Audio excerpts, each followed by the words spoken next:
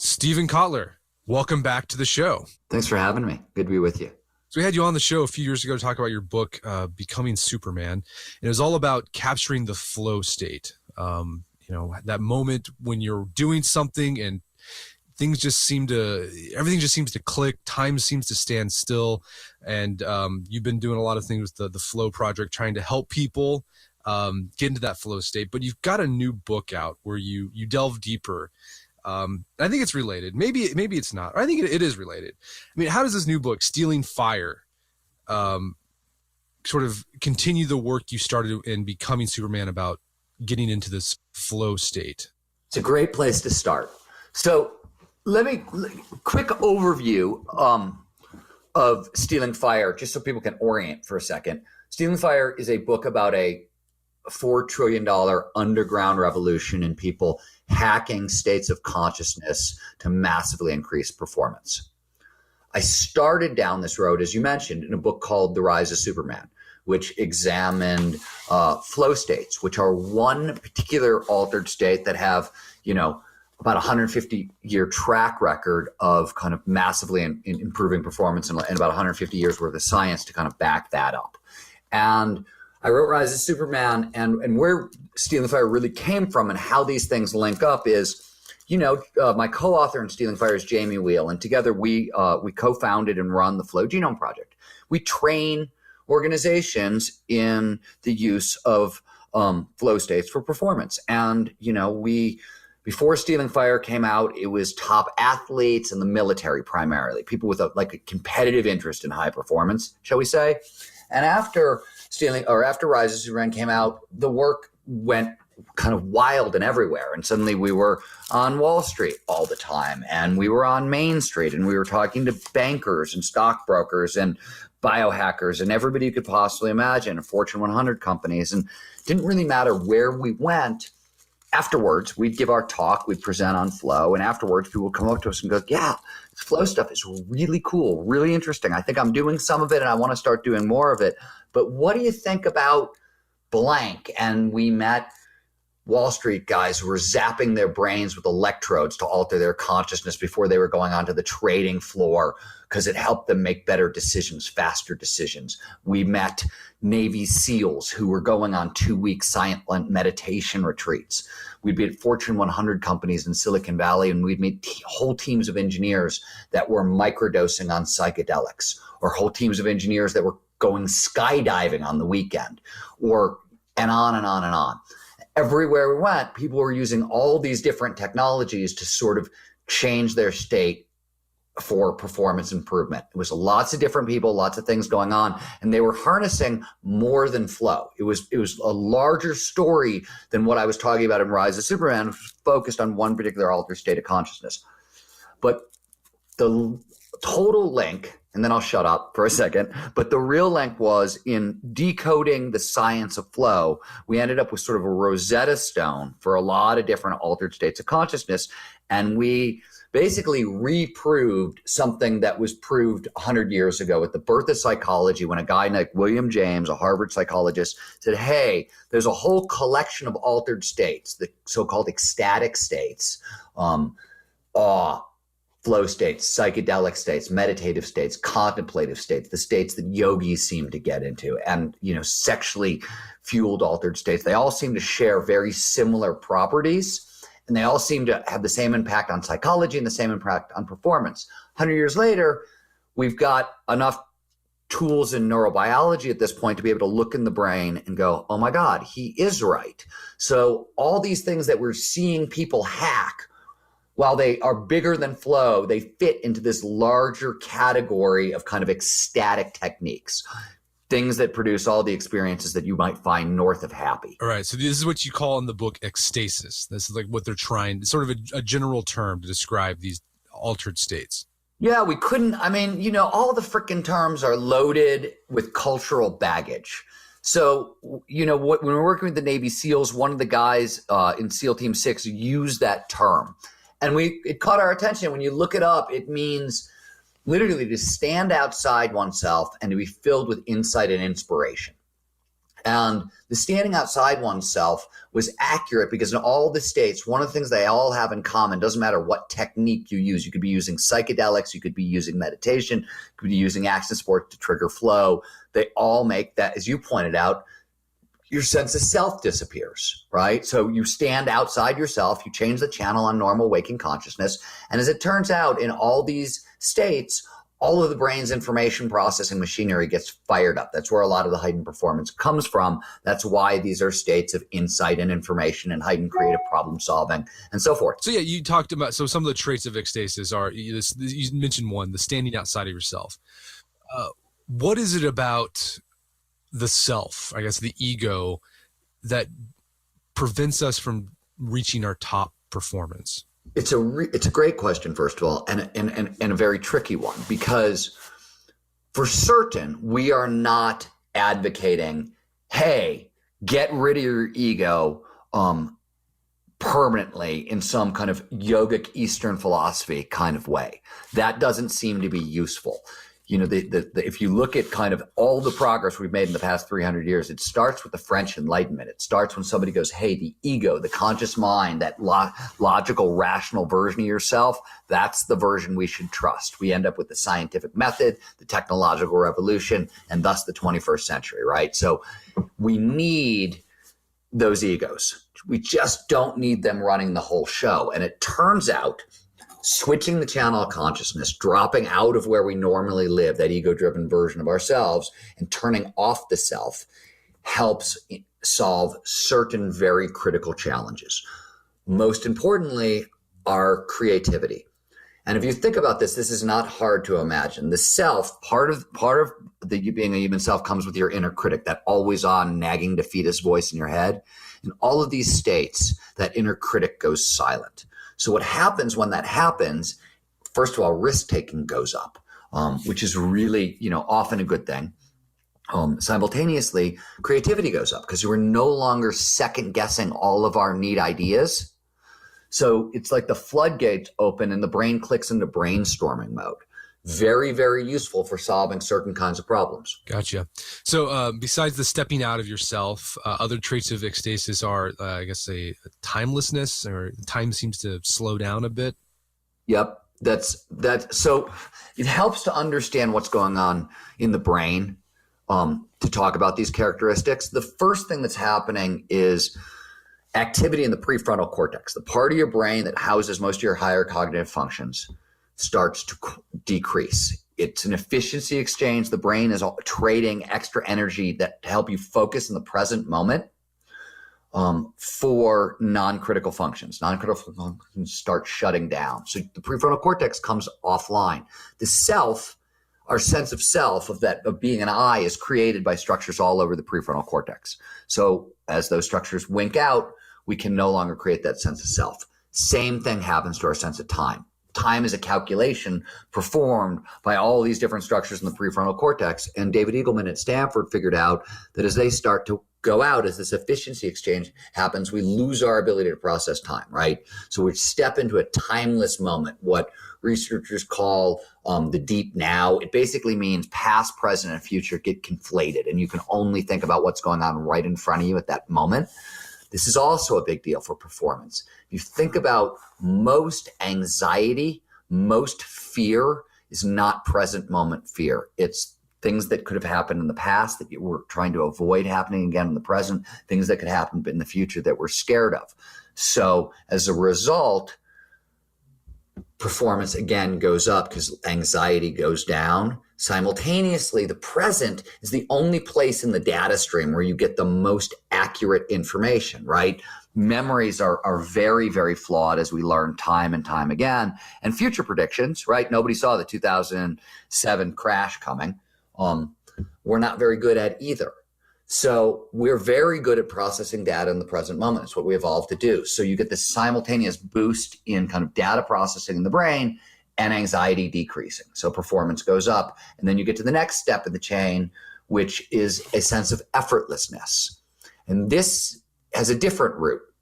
The effortlessness comes that shows up in all these states comes from the fact that you're flooded with performance-enhancing feel-good neurochemicals. Stress hormones like cortisol and norepinephrine get flushed from our system as we drop into these states. The self turns off, we drop into timelessness, and suddenly we get this huge boost in motivation. It feels like we're being propelled by a force that's bigger than ourselves. In other words, we're really passionate about what we're doing. We're driven by purpose and meaning, and motivation goes through the roof. These states are intrinsically motivating. Good. All right. So besides effortlessness, another aspect or another trait of ecstasis is richness. What is that? Yeah, it's the last trait of that we subscribe to. All these kind of north of happy altered states. And richness is short for information richness. So I mentioned earlier that in all these states, the brain information processing in the brain is massively heightened. And again, this has to do with neurochemistry. But what we see is in these states, the brain takes in more information per second. Salience goes up, so we end up paying more attention to that information. Pattern recognition increases, so we find more links between that incoming information and older ideas. And lateral thinking increases, so we find more links between kind of those older ideas combined with the incoming information and big kind of lateral leaps, aha insights. So the richness essentially surrounds sort of the creative decision-making process as well, which is sort of why one of the reasons you see creativity spike so much in these states. Gotcha. So before we get into how individuals are hacking in to this ecstasis state, what were people doing before then? Because in the book you said that people were able to get into this status on their own, even anciently. So what were they doing, 100 years ago, thousands of years ago? So Mircea Eliade, the historian, coined a great term, which is techniques of ecstasy. And techniques of ecstasy were everything from chanting, singing, prayer, meditation, dancing, endurance activities like vision quests, all the way through psychedelics. The ways of altering our consciousness haven't all that much changed. There's a lot of new technology. There's not a lot of new pharmacology. That's different, but our brains are the same, right? They evolved the same way. So a lot of the traditional techniques, still work great. And today we can gussy them up with a bunch of other technology to make them work even better. All right. So let's talk about some of the insights we've gotten that allow us to tap into that easier. So for example, what do we learn from psychology in the past few decades that have made getting into ecstasis easier and more reliable? Great question. So, what you're dipping into is psychology is the first of what we call, for lack of a better term, I guess, the four forces of ecstasy. And these are forces that are accelerating very, very quickly right now. Psychology, neurobiology, technology, and pharmacology, and really giving us kind of a lot more room to maneuver. And the story starts with psychology. And what we examined is sort of the change in our versions of who we are in the world, right? Go back to the 1950s. We were fairly limited, right? I mean, even those are stereotypes, they're not that far off. You sort of had Betty Homemaker on one side and the strong, silent, masculine type on the other. And those were your acceptable versions of yourself, which is fairly restrictive. Today, with our 78 different pronouns for gender sexualities at this point and things along those lines, we live in a much more expansive world. Our individual versions of who we are, how we can live in this world, and what we can experiment with has widened greatly. Simultaneously, psychology has, through the internet, become something of a big data science. So when you're approaching slippery subjects like non-ordinary states of consciousness and their impact on our psychology, you might not be able to get the rigorous data you'd be comfortable with, but you can ask 100,000 people the same question, so you can get a huge sample size. And that allows us to sort of work around some of the squishiness in psychology and is really, really helping us move faster. Right. So what's some of that squishiness that we've been able to suss out thanks to technology? So from my own work with flow, in the 70s, University of Chicago chairman of the psychology department, Csikszentmihalyi, who's often called the godfather of flow, discovered flow is measurable. It's got 10 core characteristics, and you can measure it using a psychological scale. The scale has been used with tens of thousands of people. It's extremely well validated, but it's still squishy. You're still essentially stopping somebody mid-task to say, okay, answer these questions to figure out if you're in flow. So first of all, if you were in flow ahead of time, you're not by the time you're done answering the questions, right? So we have been hard at work with a whole bunch of other teams around the world to try to create a biophysical-based flow detector. So we can look at certain data markers, heart rate variability, EEG, things along those lines, and be able to know yes or no, is somebody in flow. So that's how things are shifting that way. Right. And I imagine smartphones are helping with that as well, because they have all these nifty things like features where you can measure that stuff easily. And they even have things where like they can tell about your mood based on how you're moving and things like that. So you're able to get a lot more data. Yeah, it's getting so. We were in a conversation. I don't even know if I should be talking about this, but okay, we were in the conversation with a team in Russia. There's a guy named Paul Ekman who discovered that your face, you make micro expressions on your face, right? You have no control over these. This is sort of like when you smile, the upper corners of your eyes go up. You can't do it automatically, which is why it's hard to smile on command, but it happens naturally. These things are hardwired directly into our emotions. In the TV show Lie to Me, which they sort of made about this work, they sort of prophesied an AI capable of reading these things and determining your mood through your facial expressions. We were talking to a guy who has developed this software, and they're thinking of deploying it on planes, for example, so that literally the stewardess can like look at a readout and go, yeah, guy in 2A is not in a good mood. So it's getting really wild out there. So what we can do on cell phones, what we can do in the lab is even crazier. But you're totally right. Right, and we'll get into some of the ethics of that with that technology and being able to hack into ecstasis more easily. And we'll talk about that in a bit. But an interesting chapter, which I think is very timely because you're hearing a lot about it in the media, is drugs, pharmacology. So what are we learning about from pharmacology about getting into ecstasis? So let me walk you through the whole progression because it's probably useful. The changes in psychology have given us way more permission to explore. Changes in neurobiology have given us the way to kind of map and measure what's happening in our body and our brain when we're experiencing the inexplicable. Pharmacology is letting us tune those experiences with increasing precision and giving us access to them nearly on demand. And technology is bringing that access to scale. So states that used to be experienceable by 5 or 10 people around a campfire, perhaps, can now be 500,000 people in a stadium. So the first thing pharmacology is really doing is it's giving us a lot more precision with these states. I mean, like right now, I mean, I just heard on NPR a story about psychedelics, right? LSD, this thing that was once part of the 60s, and then sort of we banned it, but it's starting to come. You're seeing people use psychedelics or LSD to treat things like depression or just to become more creative. And these are, we're talking like micro doses. They're not like... Yeah, for sure.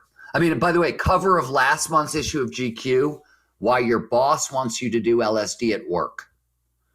So, going very, and by the way, the data on psychedelics is pretty clear.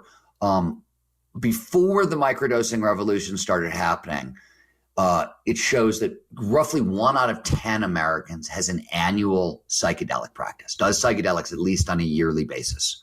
So there's a huge swatch of the country that had been experimenting with psychedelics kind of prior to this. Microdosing, which are sub-perceptual doses, right? You don't trip, have been shown since the 60s in great experiments to amplify creativity, problem solving, all kinds of stuff. So that's why, when we were doing the research for Stealing Fire, for example, what caught our attention was whole teams of engineers at Fortune 100 companies who were secretly microdosing at work on a regular basis. And this was not a one-off at one company. This was at a number of different companies that we bumped into this. And it's not just LSD. I mean, it's things like ayahuasca is kind of, it's heard kind of hip in the entrepreneur world. People go on these ayahuasca journeys to South America, or peyote is another one. I mean, so it's kind of I think the bigger and more important point, and this is my favorite bit of research in the book, I think, bit of data in the book, is that today we have options. And here's what I mean.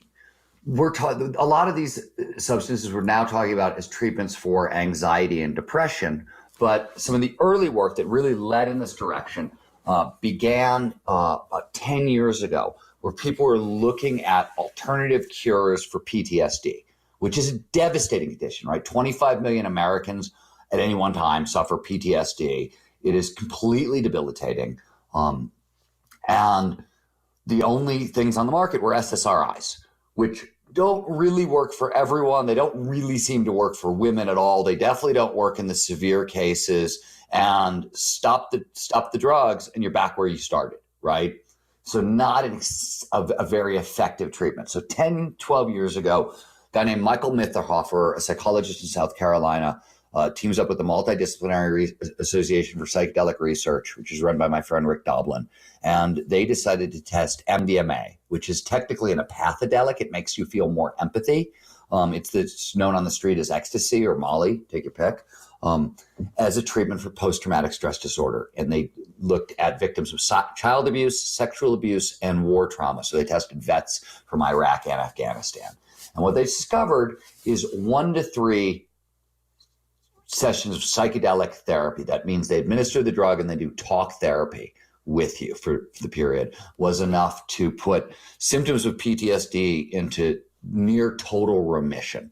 And so people got off their meds, and it's been 4 or 5 years since that study has been run, and they've stayed off their meds, which is why the FDA is now looking at MDMA as a treatment for just normal anxiety and depression. Now that's cool, but here's the neater point.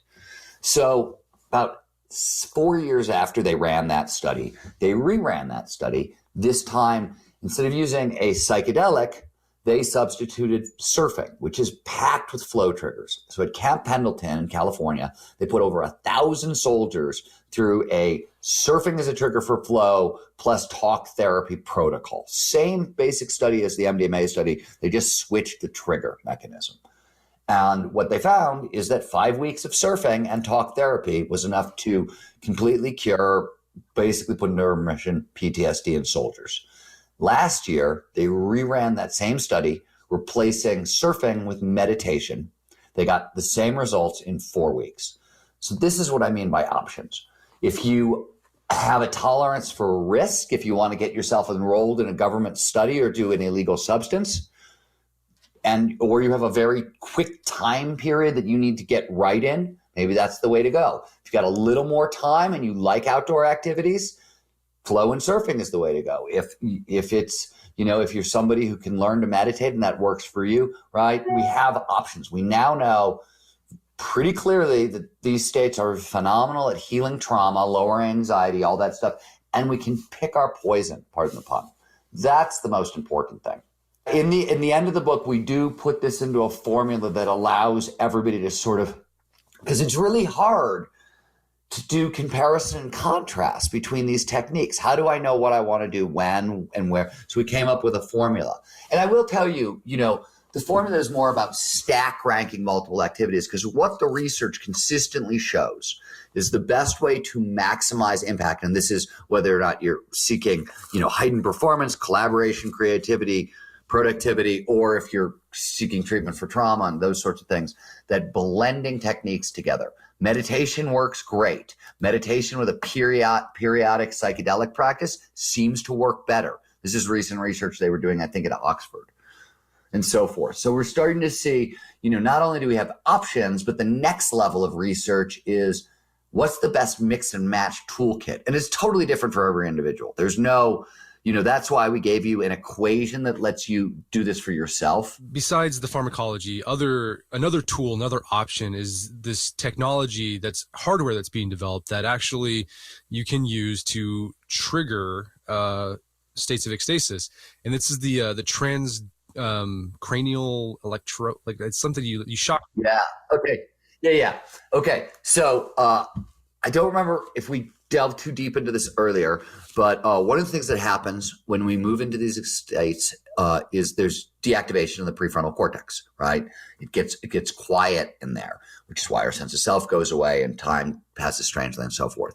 So what we've discovered is you can use transcranial magnetic stimulation, send a weak electromagnetic pulse through the prefrontal cortex, knock it out, and induce an artificial flow state. And just to give you a sense of how well this works for stuff, they did an experiment at the University of Sydney not too long ago, like last year, 2 years ago, where they took 46 people and they gave them the 9-dot problem to solve, which is that classic test of creative problem solving. Connect 9 dots in 4 lines without lifting your pencil from the paper in 10 minutes.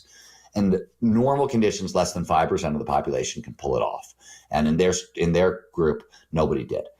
Then they took a different group, same size, and they used transcranial magnetic stimulation to knock out the prefrontal cortex, put people in a 20 to 40 minute temporary flow state, and 42% of the people solved the problem in record time. So really, really potent. And by the way, one example, if you want, one of the crazier bits of research in the book, and it's tucked into the neurobiology section, but it's really kind of neurobiology and technology coming together.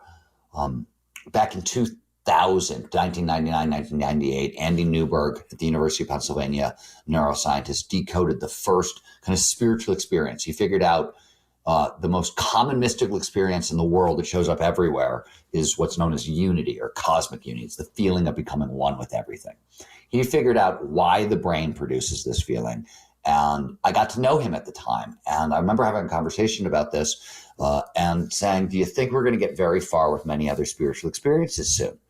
And, mystical states. I was curious. And he said, no, maybe a couple more in our lifetime.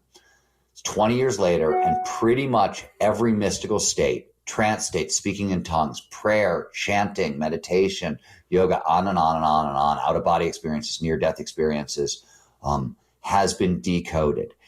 Even crazier, we're starting to figure out not only what's causing this stuff in the brain, but we're starting with using VR simulations, for example, to be able to reproduce these experiences in people. So there's now a way to have an out-of-body experience in VR. There's now a way to have a doppelganger experience in VR. These are some of the rarest kind of experiences in the history of the world, and they're now available at the flick of a switch, which is really a very interesting development that is certainly going to push hard on a lot of religions going forward. Right.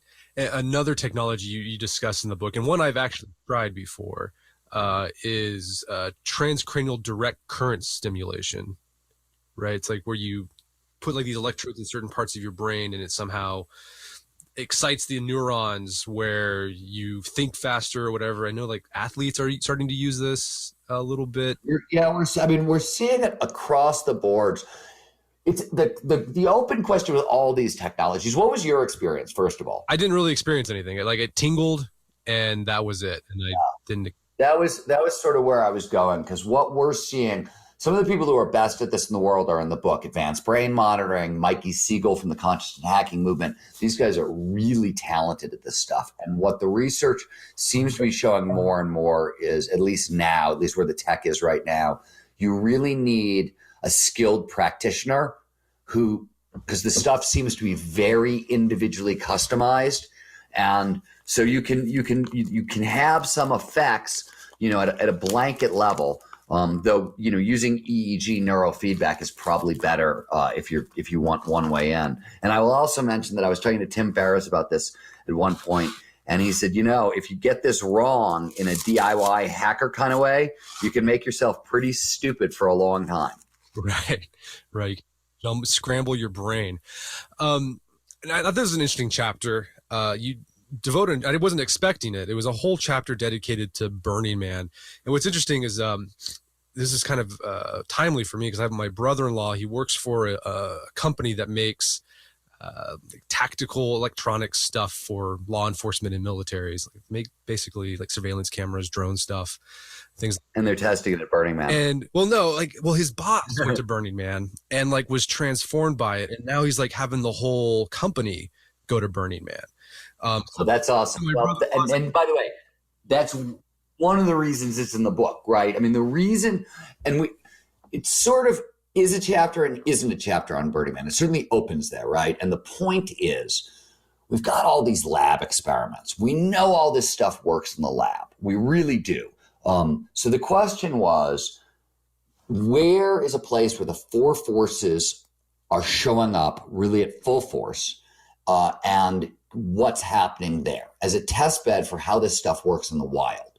And Burning Man, whatever else you want to say about the event, it is the single largest concentration of state-changing ecstatic technology on the planet. Everything is on display there and all at once. And, we open the book with a story about Google, who used so many years ago Burning Man as a way to screen Eric Schmidt. Eric Schmidt got the job as CEO Burning Man because as CEO at Google because of Burning Man. And we open that way and we say, why are they doing this? What could this mean? And where we go with it is, okay, these forces are showing up and what are they producing? And the point is, as you just pointed out, first of all, it's, even though the press coverage is either kind of naked hippies doing drugs in the desert or, Lady Gaga in a wild costume in the desert.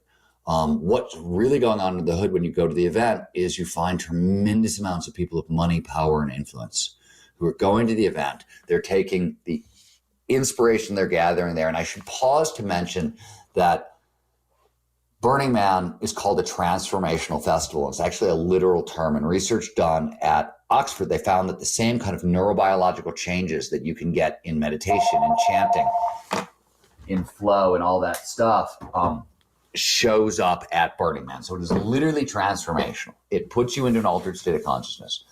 And it lingers. Research out of Oxford shows that 75% of people who attend have a transformative experience, and 80% of those people that experience lingers in their consciousness for weeks and months after the event.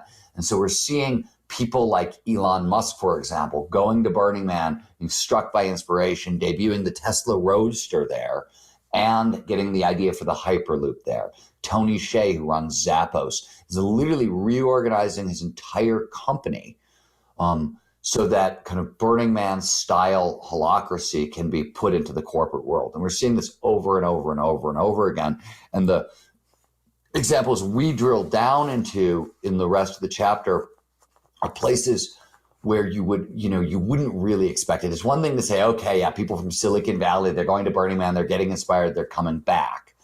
But what we document is Burning Man principles and that kind of heightened inspiration that comes from attending the festival, making inroads into things like intelligence gathering, disaster relief, at a really big, deep level. So it's not just a Silicon Valley innovation trend. As you pointed out, it's now going into the security agencies, a lot of other agencies. We're seeing a lot of government presence at the event, and we're seeing it kind of really bleed into all aspects of culture at this point. Right. I thought the section about how the military is really interested in how Burning Man is organized, because it's all bottom up, and the military is trying to shift towards that direction, more bottom up, to this command and control idea where they're putting people into group flow.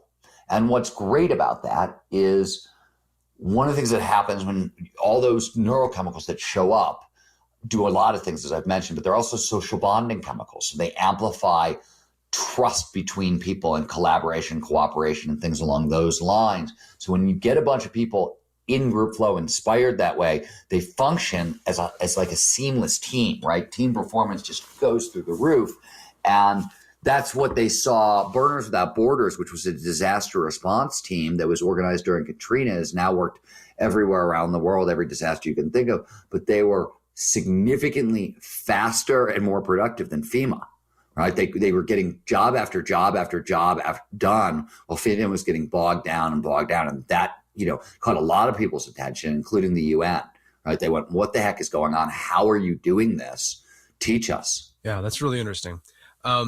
So, Stephen, as I was reading the book, I was thinking, like, this all sounds really cool, but at the same time, I was like, it's kind of creepy too. I feel like this could easily be abused by corporations, by governments, right? You have these things you can stick on your head and change people's thoughts, drugs. I mean, it sounded like, and you talk about this in the book, it sounds like Brave New World, the novel. So, I mean, can't these ecstasis technologies be used to create a break? Yeah. Yeah, absolutely. And thank you for bringing it up, because I don't want this all to feel like sunshine and rainbows, because it's really not. This stuff brings a massive amount of responsibility. And there's three pitfalls. The most obvious one is hedonism, right? These are sticky states produced by very, very, very addictive neurochemistry, really powerful feel-good neurochemistry. And that doesn't mean matter like walking in, psychedelics have been proven time and time again not to be addictive, but it's still, they're compelling in a deep way. Flow states are compelling in a deep way. How many, athletes do I know growing up who just like lost their life to a ski town or a surf town and, spent a decade as a surf bum or a ski bum chasing flow states, right? These are sticky states. They require a lot of responsibility to play with them. And you can't, this isn't just self-help, right? This isn't 5 to 10% happier. It's huge boosts, 400% heightened creativity, 500% heightened productivity, huge boosts. But if the book was going to be about the self-help movement, we would have called it Borrowing a Nightlight, not Stealing Fire, right? There's consequences involved here. You have to be an adult about this stuff. The other issues that you brought up are probably just as sticky. We cover militarization, and the military has been interested in ways to trigger non-ordinary states of consciousness since literally, we tell the story of John Lilly's inventing of the world's first pleasure probe. It's a brain implant that stimulates our kind of orgasm machinery. And the minute he invents the thing, and he's at the University of Pennsylvania, every government 3-letter agency you can imagine is at his door. And Lilly doesn't want to give it to him. He says, look, you in the wrong hands, this can control a person. You could, what like we can't do, we're going to open source it, but his boss says you got to give him a presentation anyways. So he does. A couple months after that, another guy from the presentation contacts him and says, hey, we'd like to come photograph your research with dolphins. And he again insists that it's got to be open sourced and nothing can be classified. And 2 years later, John Lilly's flipping through Harper's Magazine and he sees literally a photo of the man who came to his lab standing next to what they call a nuclear donkey. And they have literally taken a donkey, put his brain implant in the donkey's brain, put a nuclear suitcase on its back, and can steer it into enemy territory through pleasure and pain.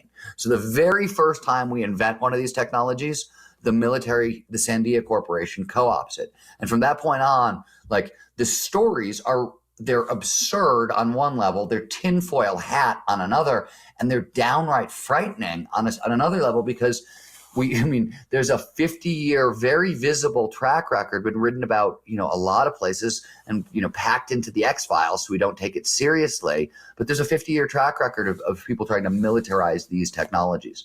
That's a dangerous, dangerous trend. We talk about the kind of importance of cognitive literacy, understand what's going on in your brain, how it works, how you can use it, and cognitive liberty, right? Don't let other people rent space in your head if you can avoid it. And the bigger issue on the cognitive liberty front, I think the military is problematic, but marketing is even more problematic. We're seeing an overall trend. These states, I always tell people, don't go shopping in a flow state. You've got heightened pattern recognition. Everything looks good. You're going to come home with a bunch of shit you did not want, right? The same thing is really true. You take some of the most meaningful, potent states of Earth and associate them with brands, and you have a very powerful link. And advertisers and marketers are already, working to exploit this link. The whole field of neuromarketing, which was you sort of like popped into consciousness back in the late 90s, early thousands, and, was sort of a little bit not taken seriously because it was early days. Now the technology is getting really good and it's no longer early days. And, those are issues. They're all very, very real. And with the forces accelerating and the fact that, this is already a $4 trillion underground market, the opportunity for entrepreneurs is everywhere. Fantastic. But also, double-edged sword a little bit. Well, Steven, there's a lot more we could talk about, but where can people learn more about your book and your work? Perfect question. StealingFirebook.com is everything you need about Stealing Fire. If you want more about me, stevenkotler.com, STEVENKOTLER. And if you want to know more about flow hacking, it's the flowgenomeproject.com. And if you go to the Flow Genome Project site, by the way, there's a free flow profile. Anybody can take it. It's a tritology. It says if you're this kind of person, you're going to find flow in these directions. So it's a really good place to start if you're interested in this stuff and want to move forward. Fantastic. Steven Kotler, thank you so much for your time. It's been a pleasure. My pleasure. Thank you. My guest today was Steven Kotler. He's the author of the book Stealing Fire. It's available on Amazon.com and bookstores everywhere. You can also find more information about the book at stealingfirebook.com. And also more about Steven's work with the Flow Genome Project and his other writing at stevenkotler.com. Also, make sure to check out our show notes at aom.is/stealingfire, where you can find links to resources where you can delve deeper into this topic.